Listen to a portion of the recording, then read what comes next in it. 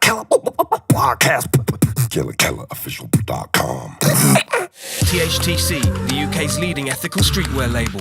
Organically grown and ethically built garments from hemp, organic cotton and other sustainable materials. 2019 is their 20th anniversary year. Join me with THTC as a KELA podcast sponsor celebrating music, social activism, hemp and street culture. THTC, eco-fashion redefined since 1999. KELA Sweet 16 streaming across all music platforms now. Featuring 16s from Tina Kamau, Orifice, Volgatron, Foreign Beggars, Marga, Bob Villain, Illerman, and Trigger. The sounds of KELA Sweet 16s streaming now. AG Dentistry. In my line of work, not only does what I do with the mouth get reviewed, it's also my instrument. And it's beyond important to me that my teeth get the professional service they deserve. The AG family provide expert dentistry, whether it's NHS or cosmetic. They're the finest in London. Head over to agdentistry.co.uk for more information on treatments and prices. AG Dentistry. Beatbox created. Killa. And we're here to talk about world music and street culture. Killa podcast. Thank you. Maestro. Ladies and gentlemen, yeah, it's looking a little different around here. Times are moving on. And it's times you think ahead and move on. This is a KELA podcast live and direct. Central London serves you right. The installation is by none other than a good friend of mine. Oh, by the way, before I go any further, subscribe. Don't punk yourself out. Don't punk yourself out on this. I have the pleasure of one of my creative heroes, activist of this era, and one that should be paid the most attention to, because if you ain't as the bovine public, there's a lot of industry that is, and you need to be aware of this. This man here, Dr NOKI, NHS. How are you? Not bad yourself? Yeah, I'm good. How's that for an intro? Yeah, not bad. Yeah? You like that? Yeah, subtle. It's full. Hello, everybody. It's comprehensive. Thank you for your performance at my show. Oh, yeah, we did that too. That was good, wasn't it? Yeah, that was really good. I had such a good time. Yeah, You know? you always blow me away with your landscape of concert roller coastering. It's for sure. It's always good to blow people away to some extent. Yeah, isn't it? you mash it up beautifully. Thank you. And it fits perfectly in my world as well, because you're one person doing a lot of things, and in a sense, I found a way of doing a lot of things with other people's lots of things. Do you know what I mean? Yeah, that's the thing. I think with this day and age, it's all about multitasking, macro-tasking, doing it all within your own means to save a lot of less delegation and chasing. Yeah, becoming the corporate company internal. Yeah, internalise. Yeah. What was it they say about there was a saying that my old friend Martin Russian said. A committee is a good way of getting a lot of nothing done. Yes. It's true, Yes. I realised a lot of that early on when I used to do internships. I did a degree in fashion, textiles, and I did some great internships, Owen Gaster and Helen Story and Whitaker Malum. So I was very privileged to be part of a very sort of craft crew. But even then, you were still inside an idea that took a lot of other people's help to get an idea done. Which is good sometimes when you're kind of, think tanking things and great ideas come, but sometimes when you've got too many cooks, what I mean? Well, it's just 20th century. I'm in the 21st century, mate. Do you know what I mean? You've got to work out how to do it yourself. Do you know what I mean? Absolutely. And it's not about having an idea and sending it off to China either. Do you know what I mean?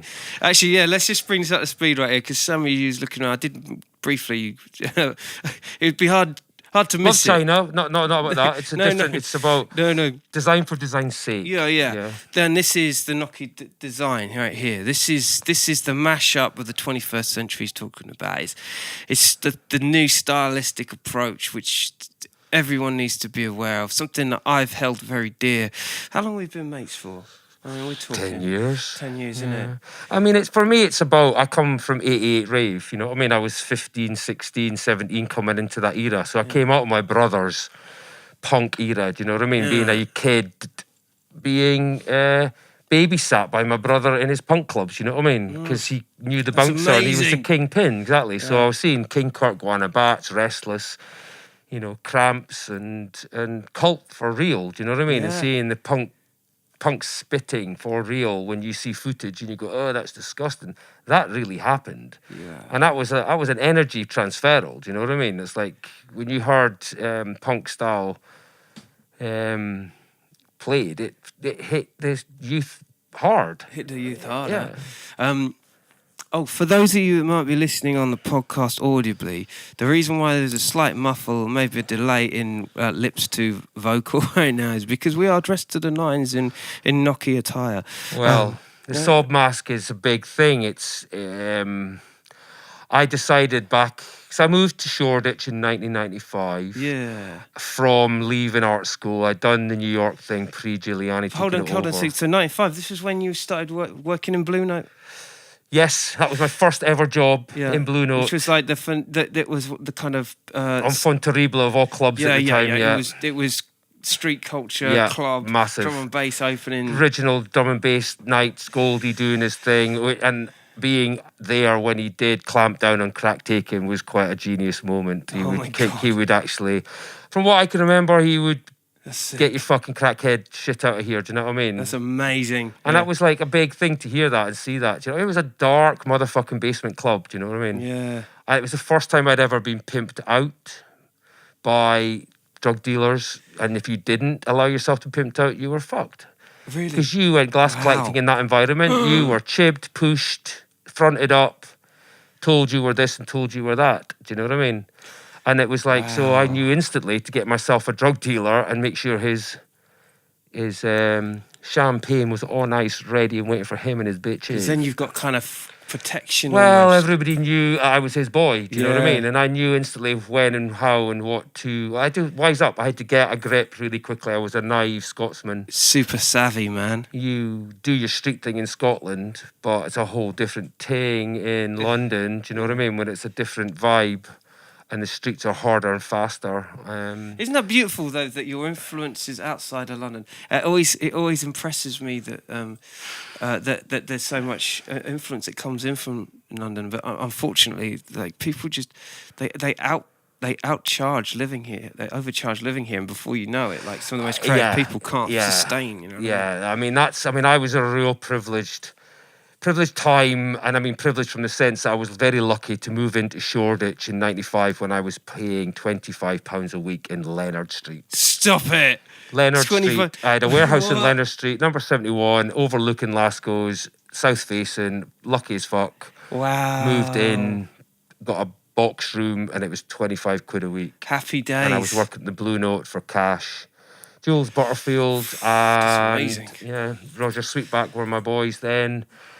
And we just got on with it. And I remember being behind that bar and Roger and hearing rewind. I went, Roger, why the fuck do you keep rewinding? He was like, Noki. Well, this is pre-Noki, actually. This is JJ. And it was like, JJ, it's what they do. And I went, what do you mean? Why are we hearing the same thing over again?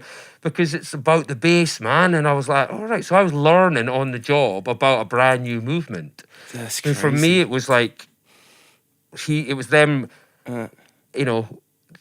playing with sound. Do you know what I mean? And that sound had to evolve through technology because Tevlar had to be created because the rubber at the time was just tearing bass bins apart. So new inventions had to be invented for dubstep and all the rest of it to evolve. Technology had to be invented to be able to deal with the frequencies of the bass. That's incredible. And I love being at that time because I just remember it was rewind. It was I was like, wow, it's like, is that mixing or is that scratching? No, it's not. It's just rewind. Yeah. Do you know what I mean? Studio crew. Do you know what I mean? Sound system styles, There was no elegance to the rewind. It was... Do you know what I mean? You do it. Yeah. Give us a rewind. I can't do it. I think we just spat half the coffee out. So it was hearing that while working in a bar, while being pimped out to drug dealers. Do you know what I mean? It was amazing days, because it was like I felt like a minority for the very first time in my life, which was quite an amazing thing, because I'm a bit of a minority anyway. Do you know what I mean? Coming from a village in Scotland, do you know what I mean? Outed, you know, when I was 13 because my name was Hudson, and Rock Hudson, who I don't know if you know, was a really famous. He was a very famous actor at the time, and he was like the icon of male icons. He was like George Clooney of his time, and he was not only outed by the fact that he contracted AIDS, so he was a massive shock, and the Daily Mail made a massive thing about it, and homophobia swept the country. Yeah. So I woke up one morning on the bus to school, and everybody was going, watch Hudson's go, don't sit next to him, don't sit next to him. I go, well, what the fuck's going on? Nobody wanted to sit next to him, because everybody, by association of, you know, JJ Hudson, I had AIDS, do you know what I mean? So I was... Kids can be fucking oddballs, can't they? Well, I celebrate now, because now I've got Adidas. I can take two letters out of Adidas and I get the word AIDS, so it's not a problem. I can turn my branding into an awareness campaign in the middle of the rave, do you know what I mean? Actually, that's a good segue to what the burning questions that I have, because what we're dealing with here, ladies and gentlemen, is like the mashup of different brands, reusable, taking vintage, old school, different kinds of materials and old brand aesthetics, and like literally mashing them up, inking them, switching them with different coloured material and thread, and just you know, your trousers become your arms. You know what I mean? Yeah, it's like man. It's by far the most awesomeness. Yeah, it's about like sort of slightly weaponizing textiles, you know what I mean, for your own armor. Yeah. Do you know what I mean? Because we all mash up. I mean, for me, people say, where did you get this mashup idea from? And I says, well, I'm like 15, 16, you know, I'm in the rave, and acid house kicked off. Yeah. And it blew my fucking mind. Do you know what I mean? Because I literally was standing on a podium with my hands in the air boxing, like a French and Saunders cliche, fucking stupid, you know what I mean, comedy moment. Yeah. And it was very fun. Yeah. It was a fun moment. Do you know what I mean? It wasn't. It was our switch. It was our youth situation. We weren't doing it ironically. It was for real. It was driven, hands in the air, dealing with trippy music, twisting our melons, blowing our minds, and that's the music we reacted, and that's how we reacted to it. It wasn't comedy moment. It was a serious kind of evolution, because we'd basically gone from bands on T-shirts to brands on T-shirts. Yeah, that's interesting, actually. You know, we transferred from humanity to corporate. Yeah. Billboards, you know. That still surprises me how that still is justified today, in many respects. Like, well, it's the you know, the corporatization of the rave, because there's a lot of money to be made in the rave, from the entrance fee to the drugs to the alcohol to the, you know, to the clothing to. Is it right to say that music played a heavy influence? The culture of music played a heavy influence on your. Man. You're talking, as I say, from bands to brands, and from the human endeavour of playing an instrument to a machine that just pressed play and it went on and on and on and on. At least when you went to see a band, you'd get tired as soon as the band members got tired. True, and the human actually stopped you from, you know what I mean, just stopped because they couldn't go any further, and by nature you could go no further. Do you know what I mean? There's a theory. That's an interesting. Whereas the press and the play on the electronic, you know, algorithm, which is what it is now, just means you go on and on. On and on and on. So the rave is just, and that's why we're tired. That's why we're knackered. That's why we're doing drugs. Yeah, exactly. What an interesting perspective. So we gave ourselves up to, you know, the 20th century, and now we're living in the 21st century, and the rave is now in the outer Hebrides of Scotland. It's in the darkest depths of Epsom. It's, you know what I mean? Yeah. Nobody's out with it. It's now mentioned on Radio 4, you know. Yeah. The Archers, you know, there's a kid and that now being caught being a drug dealer. Do you know what I mean? And it's the mashup is it's catchy, isn't it? Or the rave is what for me is what's scary is as being an original kid of the rave, and just seeing generation upon generation adopting the rave and not much difference changed. Do you know what I mean? Because every generation has a new look. Do you know what I mean? And I don't really see much look going on except for super tight jeans. But I was doing that back when I was 13. And everything you know, is kind of pre-rave, you know. Yeah, and there's I mean, each to their own, you know. We're not here to, you know. We're just here to give you a perspective. You understand? Yeah, no. I mean, it's just it's. But we do. I stand by this as well. Like histories and stuff. History, and it has a way of repeating itself. And these brands, I mean, it's not like Supreme jumped out of nowhere. It's been going for absolutely. I don't know how on earth it suddenly took that kind of stratospheric, you know, rise of like people queuing outside the stores in the way that they do for Supreme. Do you know what I mean? And I never really bought a pair of Jordans. Well, that's your underground youth movement skating. Was that? It was that, wasn't it? Yeah, it's the next level of the grunge. Yeah, fucked. You know, Duffs and things like that. I used to love Fucked. Alien Workshop was one of my early ones. Absolutely. I remember Alien Workshop. I mean, absolutely. But there was something more independent about the whole thing during that informative, like, skater 90s era. Yeah, I mean to get to four wheels and reclaim a basic wheel back. I mean, yeah, it was going on in the 80s, but I think it was everything. A lot of stuff was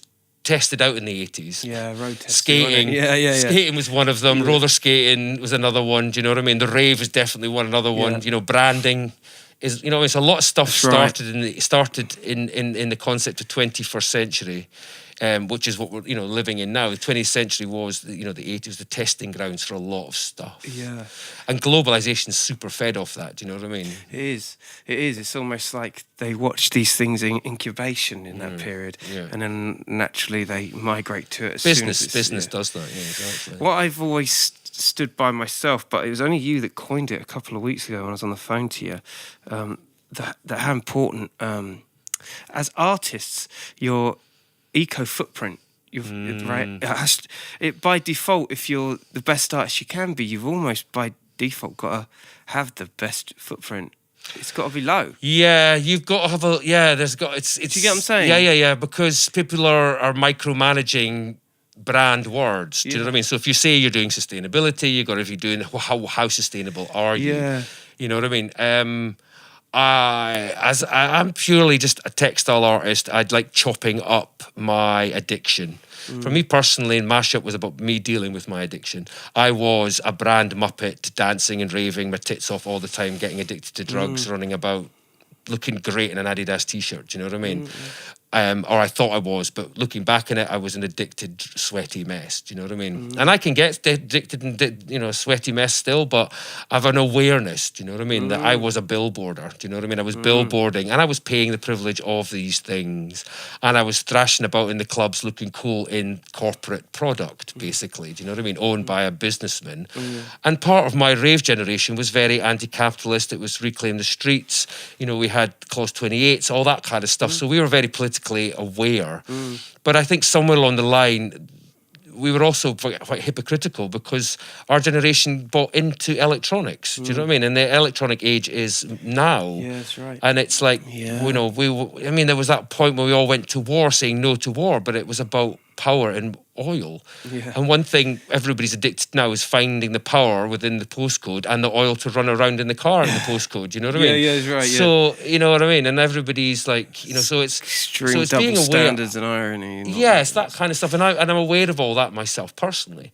So I'm kind of, you know, if that's what's going on, then I just don't want to take it right back to basics and just deal with my personal hypocrisies and all that kind of stuff and just go into the rag pile, into my wardrobes and just chop up all the ideas, do you know what I mean, that are partly controlling me and take some kind of control back and have fun with it, do you know what I mean?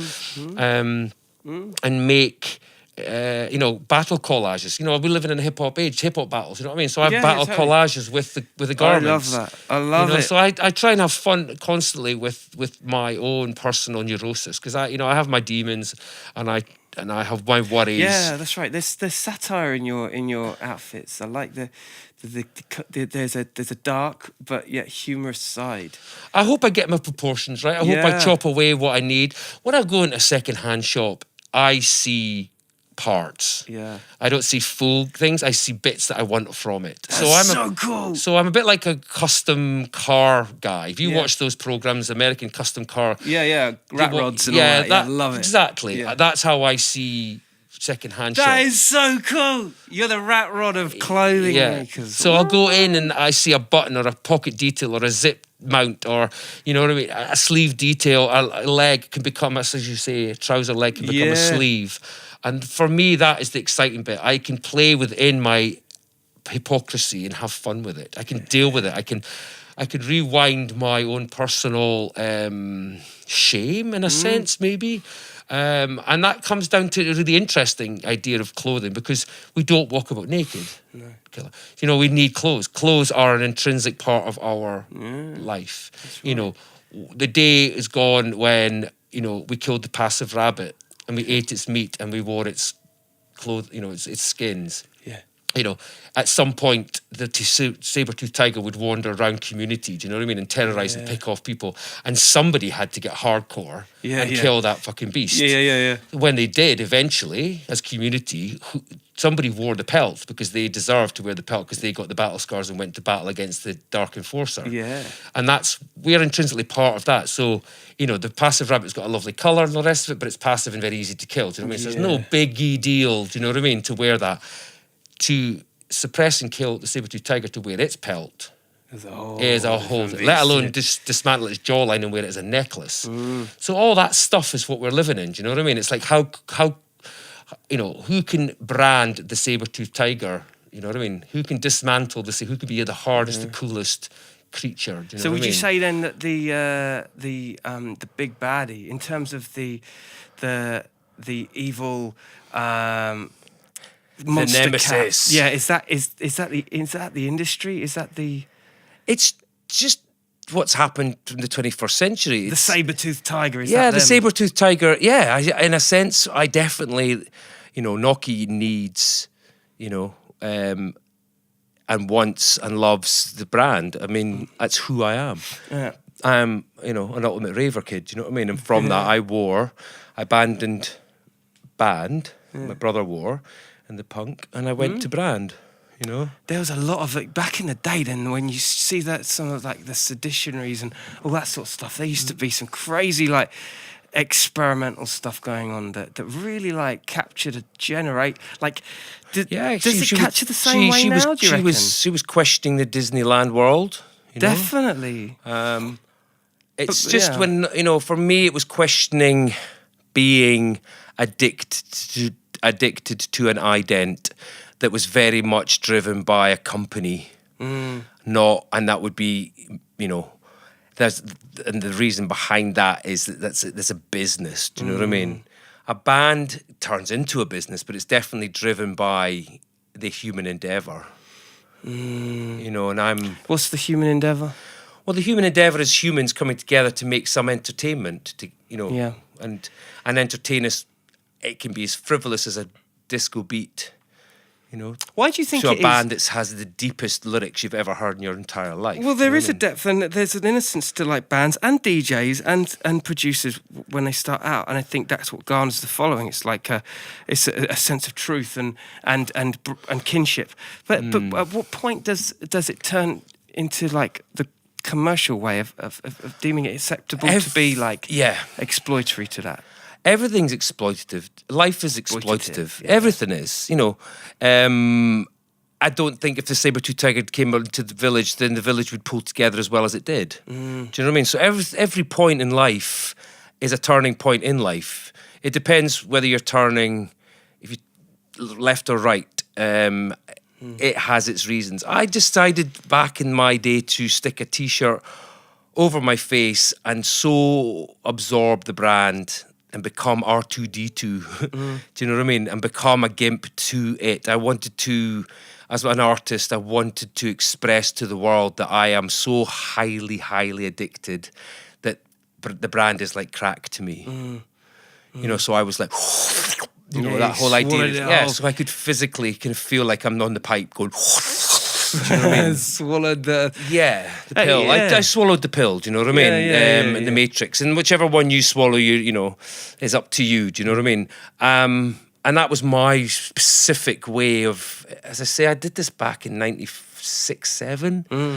And I was literally having a big spliff, and I'm in my warehouse, you know, living the dream, having worked at the Blue Note, moved to the Bricklayers, helped set that up as the first rave, you know, pub of the area when there was nothing there whatsoever. And all the different tribes would come to us to drink in this pub that sold craft beer before craft beer was called craft beer. And it was just wholesome, you know, pumped, you know. The good. Yeah. You know, beer. Yeah.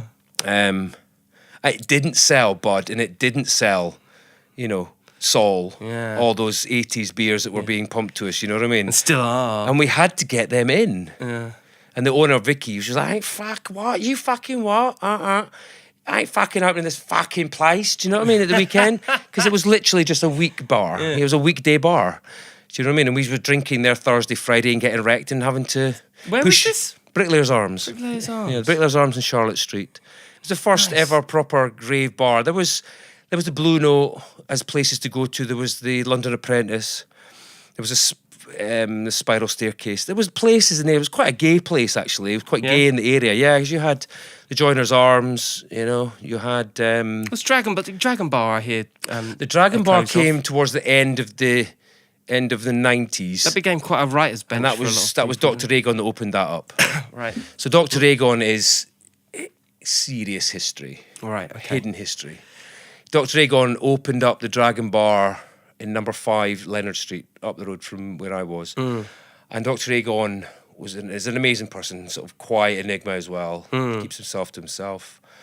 And it was interesting because Dr. Aegon used to get laughed at by a lot of people in Shoreditch going, you'll never open that fucking bar. Is he going about that fucking bar? And I remember just going, he's going to do it. He will do it. You know, he had his demons, you know.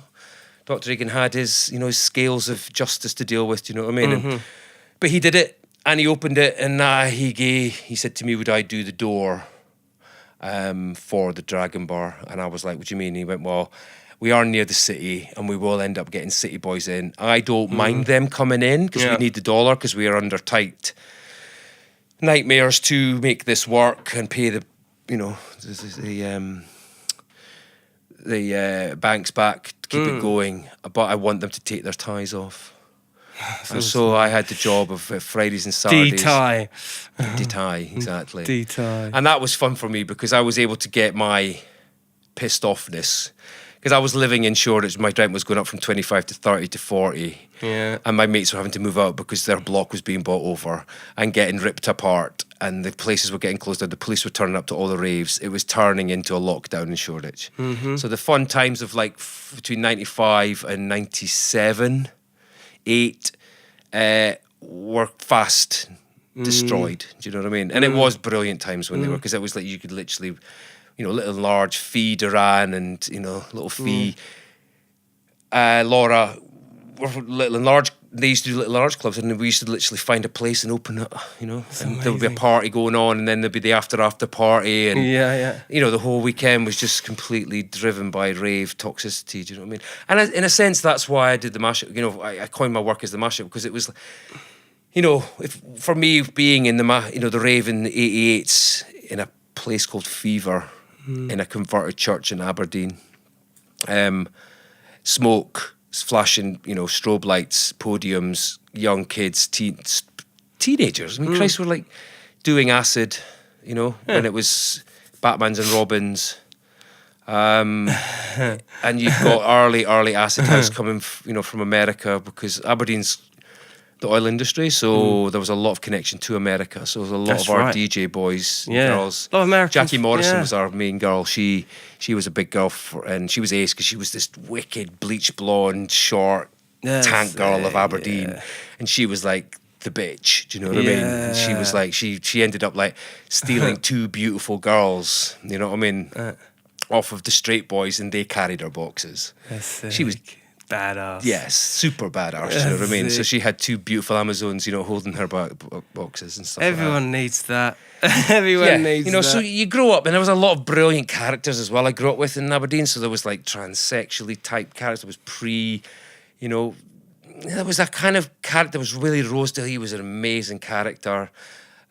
Graham was his mate. They were all. He was like Andy Warhol. It was. Isn't it warming when you weird yeah, characters you that's grew up with? right. It was just your sort of like I was super young. I was the kid in amongst it all. What Do you know what I happens mean? to those But- characters? You know what happens to them well, characters? they all move on, and some die, and Yeah. some forget, and some try and live peacefully without, But it's all about adding But it's your little early marks, stuff for me, It's right. And then the rave moved on to Edinburgh, and I got into Edinburgh. Do you know what I mean? And then I saw it go toxic there as well, to the point where the rave den in Edinburgh, I'm working that place. All the tea lights kept going out, and I was like, why the fuck is this? Who keeps blowing the bloody tea lights out?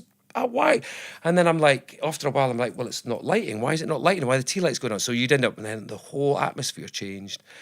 Everybody started to get really oddly freaked out. The euphoria would go sky high, and then I realised that all the air in the tunnel had been sucked out of the rave den, and that's why all the tea lights kept popping, because they would literally pop from the door. No, from the back of the rave den to the door, so where the air just disappeared out of the space, and that was the air. happen? Yeah, That not actually- anymore, because now you've got air conditioning. Do you know But what I that's mean? incredible. Yeah, it was dark. It was the How old many people tunnels. were in there? How many people? There were was in be about 100 ravers just going for it in a tunnel in Edinburgh. So there were these tunnels that were dug out underneath the big bridges in parts of Edinburgh. That's a music video in itself. It was because I got annoyed. I was like, oh, because the light would go out. Do you know what I mean? There'd be no light behind the bar. And I couldn't work out. And it was I watched them one time just go bing, bing, bing, bing, and I was like, hang on a minute, nobody's blowing them out. Stop. And that's when I realised air crazy. deprivation kicked in, and that's why the room went because everybody went into another realm of Lightheadedness, suffocation. yeah. And it brings you to the mask. So the suffocation, the sob masks, what we're wearing, was an extension of that. So it was a suffocation of branding. So the suffocation of the rave and the branding and the whole thing, so it became manifested in the mask. So Right, so look, I'm just going to, redirect this back to the bovines that are at home just checking out this shit. We fucking appreciate you being here and Thank you for involved in this. listening. Yeah, man. This is deep stuff, and again, this is like this. What you're getting is the backstory of some of these items which have been around. Like, for as long as I've known you, they've just existed. But now there's a story about them. This is like this in itself is a story of a young man that goes through his journey via this as the content. via textiles. It's crazy. I just want to get back onto this, eco footfall, footprint, and how important that is, because I know how important that is to you. I know we kind of went off subject. slightly. Well, Mother Earth's screaming her tits off right now. Do you know what I mean? She's not happy at all. Do I you know think what I mean? artists know this, and there is something. I mean, for me personally, I really don't play too much into brands, if I'm really honest. Stuff I just get by default, and I've always just kept hold of it. But I don't own a house, I don't have kids, I don't have a car, I don't, Snap, snap, snap. It's just keeping things Let's easy. play dominoes. Yeah. Keeping the disciplines to a minimum, Yeah. responsibilities even lower, Well, for a long time, money to me was just how was I supporting my rave. Yeah, exactly. I didn't eat food. I'd get my calories from booze. Do you know what I mean? And I was always lucky enough to be somebody wanted to get high and at the party. Do you know what I mean? Yeah. So it was easy to live on simplicity. Do you know what I mean? So I suppose I've always had a small footprint to the amount of trouble I get into. Yeah. So I suppose that's another extension of my work as well. So, I love, as I said to you before, every second-hand shop is just parts. It's like, body parts. What can I chop up? That's incredible. I love that. And I don't have to ask somebody to grow cotton, manufacture it, dye it, do any of that kind of stuff. It's all the ready and waiting in a multitude of ways, whether it's my wardrobe, your wardrobe, my mum's wardrobe, you know what I mean, my auntie's. It's like family postcode stuff.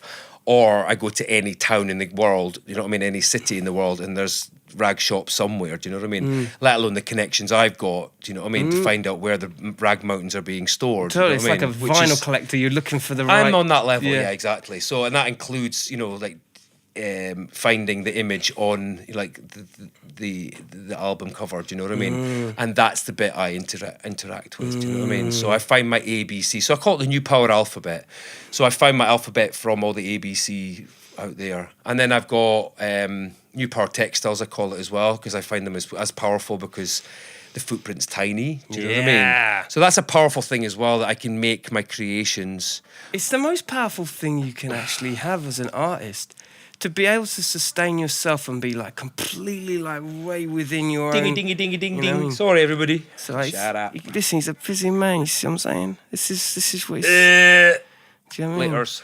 He's buy, selling, buy. This is like this is the antiques game in this fashion world. I didn't die in an accident, and I don't want any of your fucking money. Now piss off, okay? It's a dreadful job you are doing. It's not your fault. You've just got to do it, but I don't have to listen to it. Laters. That's what we're talking about. Yeah, we haven't got time for that shit, buddy. Fucking waste of time. Anyway, so pieces of fabric to me is parts. Do you know what I mean? Parts to a... Components. Yeah, I just like... I'd like to... I'm a customizer. I'm a textile customizer. I'm not a fashion designer. It's not where I'm at. I get what you're saying. Yeah, I'm not. I'm a fashion customizer, brand customizer. The word customization is where I'm at, you know? Yeah. And it's about building something within your postcode, do you know what I mean? And doing tribalism within your postcode, getting... Design for design's sake's what's happened after the 80s and the 90s. And the 21st century needs some kind of solution. Well, the solution to me is that there's mountains and mountains and mountains and mountains of commodity out there. Do you know what I mean? Mountains and mountains and mountains of Insane fun, amounts, irony. yeah. It's stupid, insane amounts. Do you know what I mean? And the beauty of your Louis Vuitton mixed with your Supreme or your Palace with your Adidas nowadays, it's brilliant because that's brought all those young kids up to another level within fashion and down to a level. Do you know what I mean? So now fashion is super, super, like... weaponized. Do you know what I mean? Big time. Super weaponized now. Do you know what I mean? So there's 1% of that new crowd that gets filmed around the block being, you know, ironically piss taken from the ivory tower above, laughing at that and using it on their Instagram, or using down and outs to try and get giving them $1 to go and get. Oh yeah, I see that. You know, that kind of stuff. All that kind of strange new behaviour that's going on. Yeah, it's all part of the addiction. I love it. I love seeing it because it's just like, yes, absolutely. This is what I knew I was. Yeah, and still semi-are. So it's fed back in. Yeah, I see the reflection of me. You know, I get you. And I take more pride in making sob masks. So I had so this one particularly. Yeah, let's show. So this was my light bulb idea. So I would cut the mask out of the t-shirt in the shape of a light bulb. So you see that there, kids? Yeah. There you go. And turn a t-shirt into a mask. Yeah. So for those who ain't watching this, you can check this out on YouTube. We'll do some trailers as well. Yeah, we're gonna do some stuff. Yeah, man. So this is my way of having my little light bulb idea. Do you know what I mean? And transferring it into the thing that, as a raver, we see as God. Yeah. T-shirt is God. Yeah. Do you know what I mean? Absolutely. And it went along with the DJ as God. Do you know what I mean? So yeah, it's my way of interacting with the things that we see as our icons. And Noki is the icon subverted. So it's my way of dealing with something, taking it down off its pedestal and smashing it right in the fucking face. Do you know what I mean? And going, I'm aware of you. Is Noki, by definition, does that stand for a way of life? I know it sounds quite broad and maybe a little bit it cliche. stands for change. Change. It is for change with the big why attached to it. Why change? Why should we be worrying about the world we're living in? Why? Why? Because if we don't, there'll be no why. Yeah. And there'll be no rock and a hard place left. Yeah, There'll be no rock or hard place. Yeah. You know. So there is a... And then sorry to interrupt, but now we're going to walk into AI. I mean, my worry is, will an android or a robot be branded up to fuck? And if there is, how much time will we spend staring at it? And who's going to own that airspace? And who's going to own that brand? And who the brand is going to be? Or should we legislate and say that androids should just be beige? A colour, a brand colour which is seen as boring, just beige. Very Maybe interesting graffiti, illegal graffiti. But they won't be. They'll be branded up. They'll be graffitied out. They'll be customised. They'll be phenomenally modern.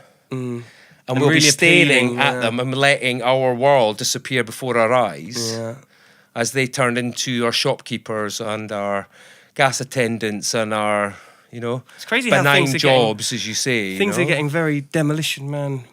Super. It's funny to watch. Like a lot of the movies you see in the 80s have become now. Yeah. You know, seriously now. I mean, The it's bits not that even. you were concerned about, they're really Yeah. happening now. And yeah. you used to look at them as if they were fantastical movies. And almost like, that even the worst bits, you'd be like, I can't have Yeah. possibly have. We're Yeah. too clued up. Yeah. But you know what? Things happen and you get installed as you go along in life. And then the next generation is, Well, it makes damaged complete by sense that. because Yeah. if there's millions of people turning up to that cinema to watch that, then there's reasons to focus on some of the stuff that was in it and turn it into reality. Yeah, exactly. Why wouldn't they? Why I mean, wouldn't there's some business? amazing stuff that goes on. I mean, like, some of the technological advances that we talked about within music that have changed the course of clubland and rave. These are all awesome contributions. It's when, like you say, these certain characters and industries take the innocence out of something and apply it for their own ill-gotten gains. Well, it's just clever focus. Clever You know focus. what I mean? Entertainment, things disguised as entertainment. Do you know what I mean? Behold, do you know what I mean? It's kind of that thing.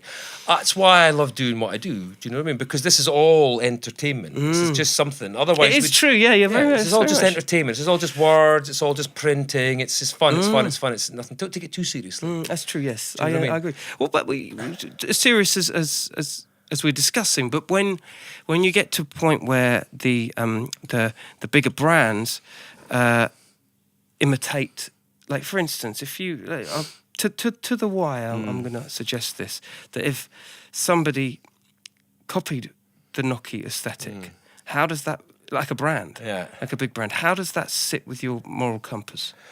I just want the truth out there. So I suppose right now I'm getting some kind of idea of what has been going on before that happened, because it's happening, which is brilliant because it's like flattery and all the rest of it. But I just want the next generation, maybe not this one, but your kids of the kids, do you know what I mean? To, when they see it, realise that there's been efforts to do some kind of awareness to change, that you can do it yourself. Talk to me about the Wavy Garms crew, Peckham. Give me some insight, because I know you're very familiar with them. Well, that's a youth movement I'm really enjoying, because that's dear to my heart, because I was as obsessed about 90s sportswear, because I lived in the 90s when the sportswear was being designed by the designer. And I say I'm a customizer because there's so much being designed that as an artist, I just prefer battle collaging. Do you know what I mean? And design for design's sake, and there's so much out there, and Mother Earth, can only give you so much cotton and polyester, do you know what I mean? And slaves can only work so many hours, and all this kind of stuff, and buildings can collapse and deaths can happen, and we're shamed into this and embarrassed into that, and, as soon as these things happen, Primark's, profits go sky high because some weird thing they call, slave transferal goes on, and people quite like the weird shit that goes on, dark side. So, I'm very positive in the sense that, when I see Wavy Garms crew and the fact that you've got to go and check them, validate all those ideas, and they're breaking down left and right and up and down and print and ident and this size, that size. It's like they're really microscoping nostalgia. That's what I love it. I love the fact that they're questioning it. They're microscopically kind of like invading its place in your mind. Sort of thing, which is my place in my mind. Jesus, I used to get completely fucking obsessed about that stuff. Yeah. But they have like 10 years of garments out there. Do you know what I mean? So when I was growing up, it was being made every year.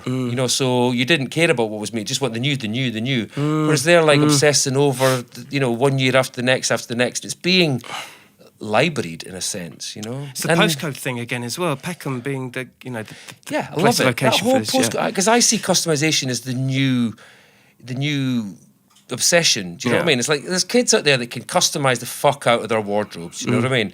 And if you can't, then some kid will be able to. Do you know what I mean? Yeah. And some young youth will be able to sort of go, right, I can do that. Brilliant. I've always said when I did 2008, I did Lulu Kennedy's Fashion East. Copy me, don't buy me. Do you know what I mean? And that was about igniting the imagination of the DIY, which is what I grew up in the rave. DIY, that. do it yourself. I love that. And that is what the music industry now does with the young kids in the bedrooms. You know what I mean? And the computers have done. So these are tools. Don't let technology take over your life and become an obsession. Do you know what I mean? It's given us sleep deprivation. It's given us hives. It's given us skin irritations. It's driving our minds insane. But think about it. If it is, then at least you're aware. Don't let it just keep doing it to you. Once you've got the awareness, once the light bulb kicks in, do you know what I mean? Yeah, absolutely. And switches on, you can empower yourself. Do you know what I mean? And use technology instead of it using you. Yeah, so I'm like that, bit like that with the brand. I like to use it instead of it using you, and I do that on behalf of any of my fans and my followers. You know, and I want to take the brand to the 21st century. Do you know what I mean? Because it has to go through so many rules and regulations and design discussions. It's boring as fuck. Do you know what I mean? You can chop up your wardrobe and make something of the future. Do you know what I mean? Yeah, and absolutely. Within your postcode, and you could have your mate walking out at the local, drill night, and it'd be banging. Yeah. And nobody's got one, and everybody's wanting it. Yeah, everyone wants their face mask. Actually, let's get back. Let's fall back into this because you've been so well received, and your exhibition that I was very fortunate enough to be a part of was like totally like second to none. Who's who? People passing through, and more importantly, it was what you were dealing with was a whole bunch of mixed media. It wasn't just like photography. It was like material on glass. It was stitching on paper. It was you had like paintings that No. No paper. That Okay. show was pure fabric because that's my philosophy. I love the Dadaist movement. So that was the turn of the century. So there was some photos there. There was. Sorry, I apologize. There was a photographer. Okay, gotcha. Yes, Axel Holt. He had taken photographs of my masks over 10 years ago, and over they were amazing. in the those 10 photos years. too, In the 10 years, yeah. So in the end, he blew them up to massive proportions, I into see. advertising proportions. Okay. So yes, it was paper. Sorry, I apologize. No, But no, good. my specific endeavour for that exhibition was purely to emulate and turn the idea of the Dadaist idea and the thought processes of the 20th century was to chop up my information highway and my propaganda from the T-shirt instead of paper, the Bible, the pamphlet that the Dadists did. There was no T-shirts back then, Whereas we've just gone, and then something similar happened in the pop industry, the pop movement and Liechtenstein, and they were all Yes, absolutely. watch out, modernity is coming, you're being marketed, all that kind of stuff. So there was a movement towards another version of Dadaism that kicked off then. And I was always enthralled by these art movements, and I grew up with Dadaism, and I remember trying to understand it, and it's not for understanding. It's just for making your mind think. And I loved that. It was about them emulating the killing fields of the Great Wars. So you had no man's land full of dead bodies of different nationalities. And as an artist, they kind of like would take manifestos and Bibles and anything that had the written word that you were supposed to adhere to, chop up those words, put them in a bag, pull them out, and then stick them down. So basically, nonsense was being read, and that was to try and that was their way Songwriters of. do the very similar thing, don't they? Yeah. Well, similar. I mean, it's a way of getting ideas out there. So that's what the Dadaist movement. So it was the beginning of installation and surrealist beginnings. And the idea of art not necessarily being pictorial, So yes, you could paint beautifully. The installation of the mind was coming out, and that's what I loved about it. Because I'm a dyslexic. I was the kid in Scotland with the dunce cap on in the corner because I didn't know my times table or know how to spell. Yeah, so I'm, that was my life. I also for a long loved time. within the exhibition that you had some amazing like pieces which you pull the string on. Oh yeah, the interactive, the rag that talking. was also, I loved it. That Yeah, was the so rag. killer. That starts to because basically when you're wearing fashion, it does move and it twists and turns. So when I scull a lot of T-shirts, so anything with a face on it, I take the eyes and the mouth out. So when we're wearing it and you stretch and move in it, the face starts to animate and talk. Yeah, like you pull right. So if you've got like a framed hanging that's totally stretched with a T-shirt, there'll be a little cord where the mouthpiece is, and you push that, and it'll like pulls it all away, and you've got your mouth and eyes moving. That piece, was called Talk, and that was basically a bunny rabbit from a knitted jumper on a kind of Disneyland theme. So sick. And it was probably bought from Asda for silly money, and I found it, and so I cut the eyes out. and the mouth, and I put a string in to the mouth. So you pulled the string and made the mouth talk. So sick. So I swear while to you were God. talking about your addiction, it moved for you. Yeah, it's killer. And it was a way of playing modernity. So you got your mate to film you doing it, talking about your addiction. So then you could film it with your addiction and then watch your addiction being filmed back at you. So you kind of had to deal with your face up to your addiction. As a second party. Exactly. Like a puppet. As a way of being modern to the thing. Because a lot of people see my work That's as a bit amazing. like, whoa, what's he doing? He's chopping up a t-shirt. What's so fucking modern about that? But it's the thing I'm chopping up. It's the information that I'm trying to reconfigure and use the ABC to try and attract you to something new and humane and understanding within your postcode. And just be creative, you know, encourage, you know, a customizer rather than trying to say be a global designer. You know, the brands nowadays are 20th century driven. Do you know what I mean? From your Chanel's to Yves Saint Laurent's and the rest of it, and now they're art directed. And there's nobody in control really. Yeah, you know, yeah. It's what's Google searched and found out, and an art director comes along and cherry picks ideas and feeds them back at you. Do you know what I mean? And that's fine. That's the way it's going. I just want to be a 21st century brand, and I want it to be the next luxury situation. Do you know what I mean? Through the ideas of luxury, not the product as such. The product, I hope I get right. I hope I create something that is creative and it sits well and it works within, you know, the modern day rave. I'm going to put some of these pieces up. We do have like some places online where you can check out what you're about. Because some of it, I mean, there's some extremities, there's extreme outfits, but then at the same time, there's stuff that totally and utterly, it fits within the realms of all walks of life, right? You know, this is like... Well, dealing with I've this very business here. luckily scored. Talking to the show that you showed, I did that show. The big thing for me was mashing up Carnaby Street and not having to collaborate with the brand. The whole show came around because John Swinton, who ran Sleaze Nation, which was a young magazine. I remember Sleaze Nation. Yeah. So Sleaze Nation was the Vice magazine of Shoreditch. That's right, I remember. And back I in the did day. a press piece in there, and James Anderson interviewed me about the early knocking shop Noki. Do you know what I mean? And I'd been doing shows at the Days Confused Gallery, which was the curiosity of Noki. I did the big show in the Brickley Music Hall. And I did all the This Way Up gallery, bringing back Dr. Agon. He ran a gallery in the Five Dragon Bar. No way. And it was called This Way Up. Now that gallery was the first place. That rings bells. I Not to did name know drop, that. but that's where Banksy did his very, very first show, pre Santa's Grotto, which he took to Carnaby Street. Right. So I was able to, 20 odd years later, do my own Carnaby Street mashup. So I was taking the original idea of mashup from Shoreditch days to Carnaby Street, not collaborate with the brands which now Carnaby Street runs by, and unofficially mash up at least 80 brands to 100. So inadvertently, I've kind of got myself a world record in collaboration mashup. That's sick. So that was a buzz for me to do Carnaby Street in the 2018 after 20 years of doing my super underground Noki style, because I have an unfortunate or fortunate way of jeopardizing my career, because I see sometimes it goes too well and the wrong people start gravitating towards it to try and marketeer it. I'm very good at sabotaging my own career to try and push it back underground again.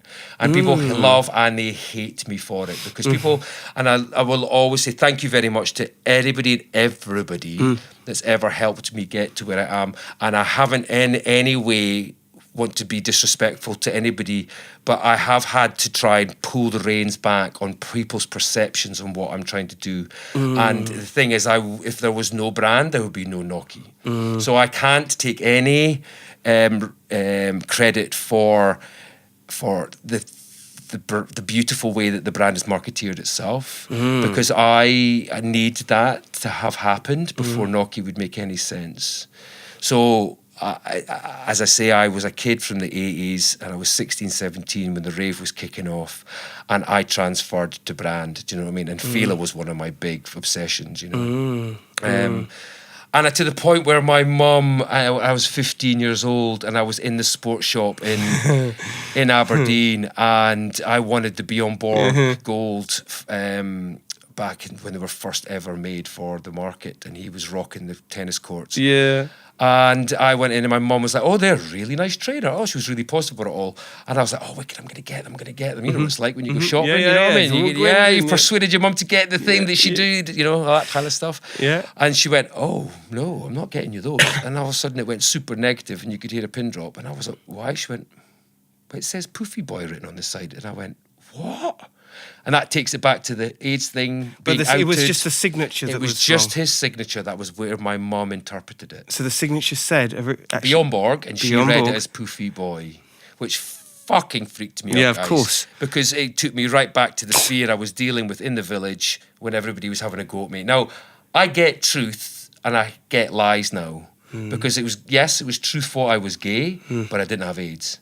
But that word positive is what I've tried to keep good about, because it was all good.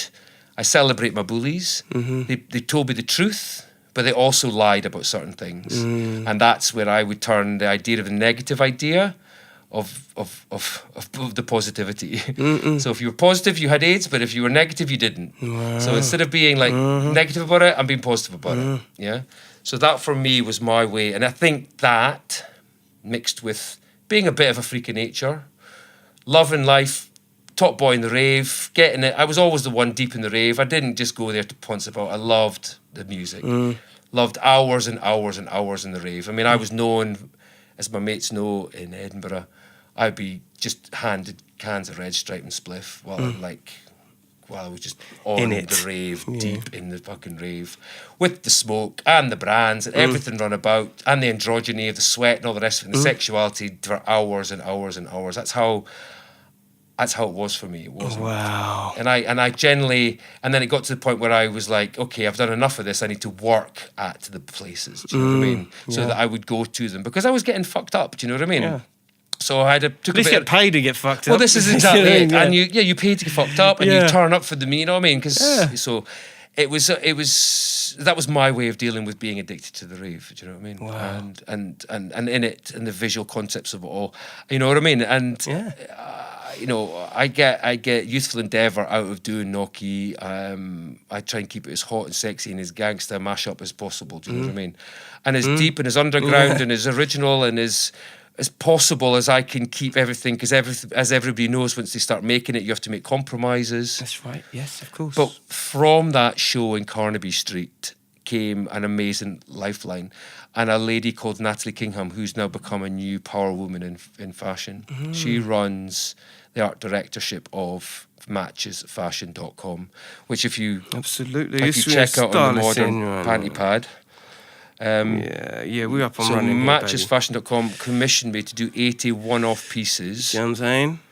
And they've also opened a new store called 5 Carlos Place.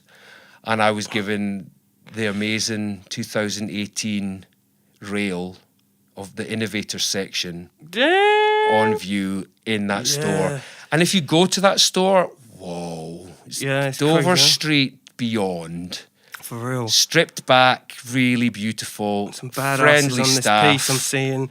If you ain't looking on YouTube, you just jump on. You've got to jump on and see what's going on. This is a full Noki installation going on in this episode, you know what I mean? We're giving you the lifelines to getting some real good gear inside your cupboards, you know what I mean? And remember, And inspiration, because I'm hugely inspired by my man. Fuck yeah, well, I'm not trying to sell you anything. I'm No, trying to no. give you ideas and liberty. Yeah, you know? exactly. Because you can do this shit yourself. You can customize your shit up for your mate. Do you know what I mean? Yeah. You can turn your girlfriend into the next Nokia. You know what I mean? That's right. I got my way of doing it. I'm think I've giving done that, to be I'm fair. giving you ideas to do it your way. You know, I'm challenging you to customize me out of the fucking ballpark. Yeah, man. You know, what? This has been an enlightening, journey of narrative, which, for real, narrative. I love that. yeah, it's a whole story. It's like it's built from such an organic place, and it just stands to reason that, in a real punk self-destructive way, you will implode yourself by saying something of that nature, because we build in art, we build and destroy, and that's the way it should be, isn't it? Yeah, I've always been putting shit together, and I've refined it down to a battle collage. That's the way I sort of see it nowadays. It's not a war, because once you go into war, there's too many casualties in war. Yeah, I'm definitely on the battle stage at the moment. Do you know what I mean? And that fits in nice with how I grew up. I remember the battles, hip hop battles, and the whole idea of that come over from America, and it hit, especially in Scotland, where, like breakdance battles, all that kind of stuff. And it was a way, and the crunk situation and the clowns and all the rest of it, the way they deal with their dark energies, and it has to turn into a laughter moment. That's right. Beautiful, beautiful, beautiful. Yeah, it's powerful, energy. isn't it? That's Super right. powerful. Yeah. I mean, it gave me tingles at that spot, because I was watching it, and it was like David LaChapelle's, Totally. big props to him for exposing it. Do you know what I mean? Absolutely. It was the next stage of voguing. Do you know what I mean? And I just loved seeing, if you've got the voguing self with the Queens in Paris and all the rest of it, you got your Madonna version. But then when I started seeing crunk, I was like, whoa.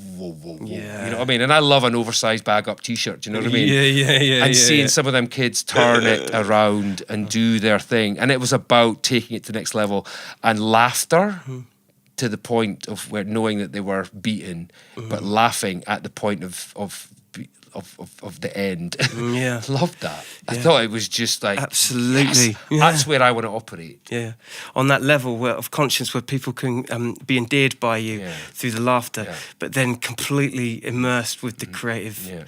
It's like, like when Dada first started, and you had the no man's land, and you had all the battle, and everybody, and then Christmas came along, and they all came out of the trenches and started having Christmas together. That's right, yeah. That's where I want to be. That's beautiful. Oh. That's where I want to be. I want to be at that space and time, but keep it going. Yeah, boy. Because that's beating the system and turning it into a humane situation again. Unfortunately, they all went back and started killing the shit out of each other again. But that was an amazing change, point of reference that humans can go no. And then add on KI. yeah, baby. What a perfect place to leave it. My man. Till the next time, man. Yeah, absolutely. I'm going to make something in front of the camera for you. We'll start talking. That sounds like mask a plan. making. Maybe we customise up for some, Yeah, all over some that. podding with some big box customisation. things plus. Ladies and gentlemen, listen, subscribe, don't be strangers. Thank you. All right? Thank you. Make yourself some home noise, some home brew noise for my boy NOKI, all right? If you ain't been inspired by that, then you in the wrong job. Yeah, we need some postcode customization battle collages. Click. Killa Combo podcast. Stay lucky. Thanks for coming by, brother. NOKI, loving you. Yeah. Peace.